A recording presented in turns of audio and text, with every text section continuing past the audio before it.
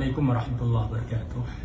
Teman-teman semua, panutan dalam kebenaran tertingginya adalah yang mulia Nabi besar Muhammad SAW, yang gelar beliau adalah Ahlus Sunnah, pemilik sunnah. Kemudian panutan selepas beliau yang tertinggi adalah sahabat yang dikenal dengan julukan Al-Jamaah.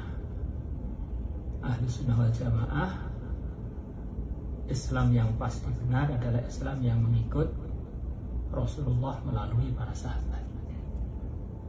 Sahabat-sahabat ini, para hadirin wal hadirat, terbagi tingkatan-tingkatan. Tingkatan tertingginya adalah sahabat-sahabat Badar. Selepas sahabat Badar adalah sahabat Uhud. Maka kita akan ziarah ke Uhud, mengenang jasa-jasa beliau, kirim doa kepada beliau-beliau, dan bertabarruk, minta beliau doakan kita, mendoakan kita supaya kita bisa mengikuti jejak-jejak beliau. Di Uhud itu, di pagar yang di dalam itu ada 70 sahabat, kurang lebihnya, yang terkuburkan di situ. Yang di tengah itu Sayyidina Hamzah, Sayyidina Mus'ab bin Umair, yang mana beliau dinamakan dengan syuhada Uhud, orang-orang yang wafat dalam pertempuran Uhud. Dalam agama ada istilah mati syahid, termasuk mati yang tertinggi derajatnya. Jadi antara orang itu tandanya dia wafat syahid, dia ini walaupun wafat adalah hakikatnya masih hidup. La tahsabanna alladziina qutilu fi sabili amwata bal ahya. Sungguh kamu jangan mengira orang-orang yang dibunuh fi sabilillah itu orang-orang mati, tapi mereka adalah orang-orang hidup. Maka ada kejadian ajaib di area syuhada Uhud ini. Pernah terjadi banjir beberapa kali, termasuk dalam beberapa puluh tahun yang lalu. Selalu saja syuhada Uhud sebagian tampak dan masih utuh jasadnya, bahkan darahnya pun masih menetes segar. Ini di antara ciri khas orang Islam yang wafat syahid, dia ini adalah utuh jasadnya, karena dia ini hidup hakikatnya. Sekarang pertanyaannya, apakah derajat syahid itu tertinggi melebihi orang-orang yang jasadnya tidak utuh? Tidak selalu begitu. Orang yang punya derajat syahid itu punya derajat tinggi. Bisa terjadi orang-orang jasadnya tidak utuh, hancur menjadi tanah, tetapi dia ini di sisi Allah derajatnya di atas syahid.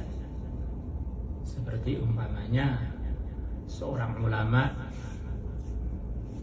yang amalkan ilmunya, kalau dia wafat, disepakati derajatnya lebih tinggi dari syahid yang tidak ulama. Maka kadang-kadang kita ini perlu tahu begini supaya tidak seudon.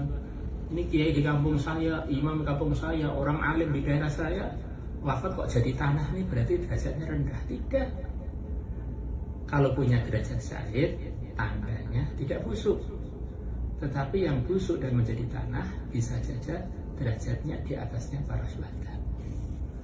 Nanti di surga, para hadirin, banyak hal-hal yang asalnya itu ada di dunia ini, kemudian dimasukkan surga sana. Banyak banget. Di antara yang masyhur siapa? Ya diri kita ini, para manusia. Wah, nggak tahu berapa banyak, apalagi umat Muhammad, 2/3 surga itu akan diisi minimalnya oleh umat Muhammad. Jadi asalnya di dunia pindah ke surga. Begitu pula ada sebagian hewan-hewan yang asalnya di dunia ini nanti oleh Allah dimasukkan surga. Di antaranya yang masyhur untanya Nabi untanya Nabi Saleh. Di antaranya anjingnya Ashabul Kahfi. Kemudian ada juga benda-benda yang nanti akan masuk ke kuburan, masuk ke surga. Di antaranya gunung Uhud.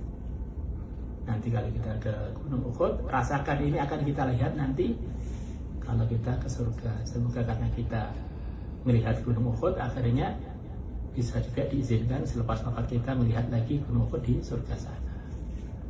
Nah, kenapa gunung Uhud bisa masuk surga?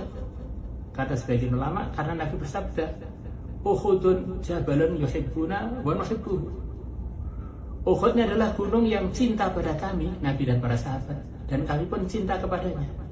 Gunung cinta kepada Rasulullah dan sahabatnya, akhirnya diikutkan masuk surga bersama Rasulullah dan para sahabatnya.